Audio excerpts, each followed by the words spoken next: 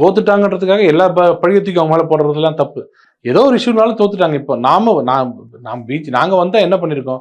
கண்டிப்பாக இந்த எப்பவுமே மோடி அவர்கள் தான் எனக்கு தெரிஞ்சு குளோபல் வார்மிங்லாம் பற்றி பேசக்கூடிய ஒரே தலைவர். எனக்கு யாரும் ராகுல் காந்திலாம் அவருக்கு ஒரு குளோபல் வார்மிங்னா ஆமாம் குளிர்துன்னு அவரை பற்றி சொல்ல. இவரை மாதிரி ஒரு தலைவர் வந்ததுக்கு அப்புறம் பாருங்க டெல்லியில் இருக்கிற அந்த இது குறையும். இன்னொன்று பெரிய விஷயம், பஞ்சாப் அவர் டார்கெட் பண்ணி தான் இத்தனை நாளாக கெஜ்ரிவால் வேலை செஞ்சுட்டு இருந்தார். அதுக்கேற்ற பலன் அனுபவிச்சிட்டார். பஞ்சாப்ல ஆட்சி அமைச்சிட்டார்.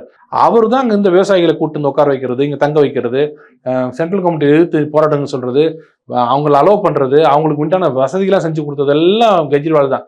இனிமேல் அந்த மாதிரி நடக்காது. இந்த போராட்டம் அங்கே வந்து நிற்கிறது அதெல்லாம் எதுவுமே நடக்காது. எல்லாமே கரெக்டாக இருக்கும். டெல்லி ஒரு ஒரு புத்துயிர் பெறும் பாருங்க. போராட்டங்கள் எல்லாம் ஒடுக்கிடுவாங்கன்னு சொல்றீங்களா? போராட்டம் வந்து அரசாங்கம் தூண்டி விடக்கூடாது. போராட்டம் மக்களால வரணும். அரசாங்கம் தூண்டி விடுற போராட்டம் என்னைக்கும் ஜெயிக்காது.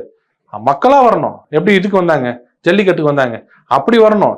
மக்கள் தானா வர்றதை போயிட்டு நீங்க பணம் கொடுத்து தூண்டி விட்டீங்கன்னா வராது.